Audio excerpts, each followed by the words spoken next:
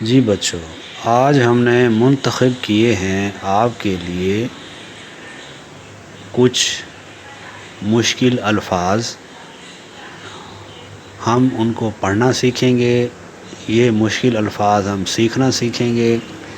ان مشکل الفاظ کے معنی کیا ہیں ہم وہ پڑھیں گے، اور ان سے ہم جملے کیسے بناتے ہیں آج ہم وہ پڑھنے جا رہے ہیں۔ تو ویڈیو کو شروع کرنے سے پہلے اس ویڈیو کو لائک کر لیجئے، اس کو سبسکرائب کیجئے۔ چلیں بچے، ہم شروع کرتے ہیں۔ پہلا لفظ ہے مصیبت۔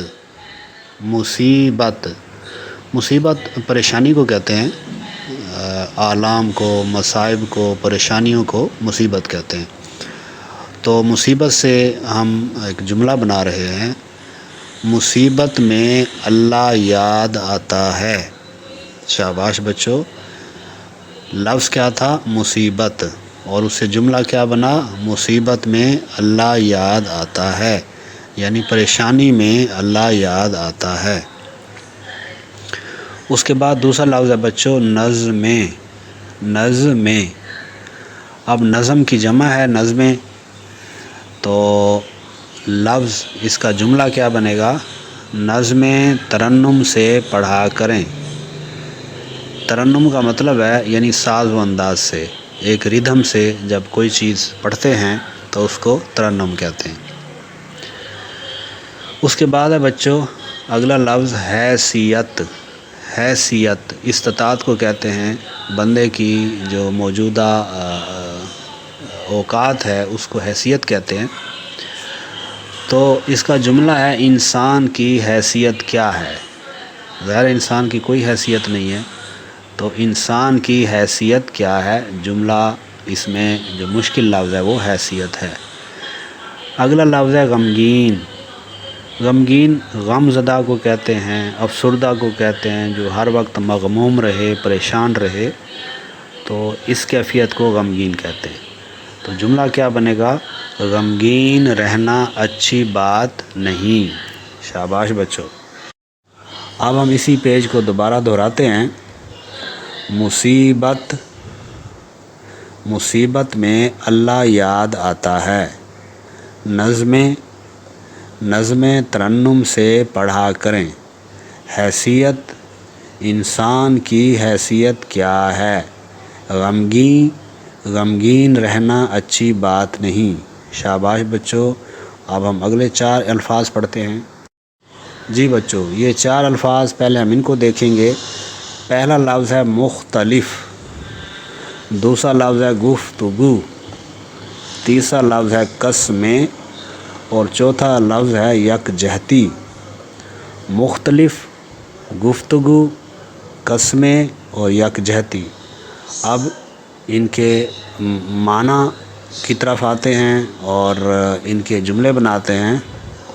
مختلف یعنی علیحدہ علیحدہ، تو باغ میں مختلف پھول ہیں، یعنی علیحدہ علیحدہ کئی قسم کے، تو مختلف کا مطلب ہے علیحدہ علیحدہ کئی قسم کے، تو باغ میں مختلف پھول ہیں۔ گفتگو، گفتگو کا مطلب ہوتا ہے بچوں بات چیت، یعنی جب ہم کسی کے ساتھ بات چیت کرتے ہیں تو اس کو گفتگو بھی کہتے ہیں۔ تو جملہ اس کا بنا گفتگو میں نرمی برتا کرو، یعنی جب بھی آپ گفتگو کریں تو نرم لہجے میں گفتگو کیا کریں۔ اس کے بعد ہے بچوں قسمیں۔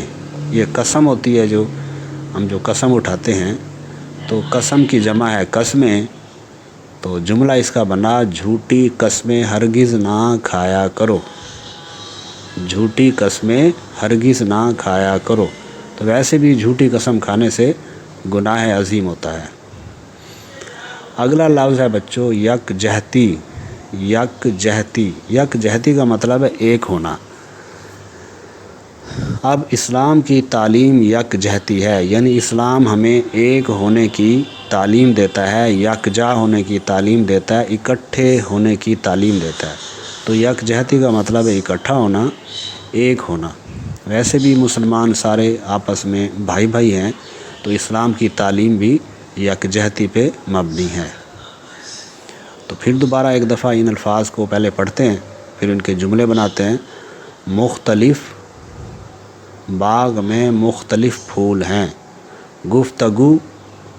گفتگو میں نرمی برتا کرو، قسمیں جھوٹی قسمیں ہرگز نہ کھایا کرو، یکجہتی اسلام کی تعلیم یکجہتی ہے۔ شاباش بچوں۔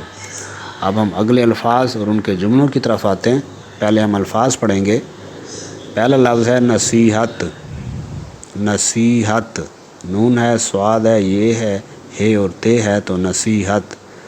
اگلا لفظ ہے حقیقت، پھر نیچے ہے طبیعت اور پھر ہے تعظیم۔ تو نصیحت بچوں، جب بھی میں کسی کو کوئی اچھی بات کہوں گا یا کسی کو کسی کام سے روکوں گا یا کسی کو میں کہوں گا کہ آپ یہ کام کریں تو وہ نصیحت ہوتی ہے۔ تو نصیحت کا جملہ بنا اچھی نصیحت کارآمد ہوتی ہے۔ مشورے کو بھی کہتے ہیں نصیحت، یعنی اچھا مشورہ ہمیشہ کارآمد ہوتا ہے۔ حقیقت، حقیقت کسی بھی چیز کی جو اصل ہوتی ہے اس کو حقیقت کہتے ہیں۔ تو حقیقت سے جملہ بنا اصل چیز کی حقیقت پہچانو۔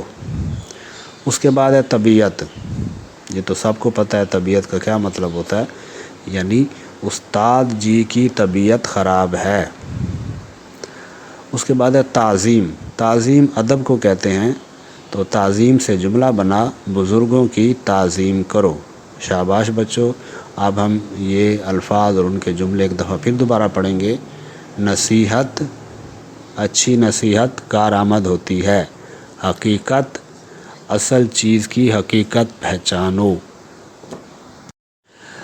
طبیعت، استاد جی کی طبیعت خراب ہے۔ تعظیم، بزرگوں کی تعظیم کرو۔ شاباش بچوں۔ چلیں آپ اس ویڈیو کو ریوائنڈ کر کے اس سبق کو اچھی طرح دیکھ لیجئے، لکھنا سیکھیے، پڑھنا سیکھیے۔ اگلی ویڈیو تک کے لیے اجازت دیجیے۔ اللہ حافظ۔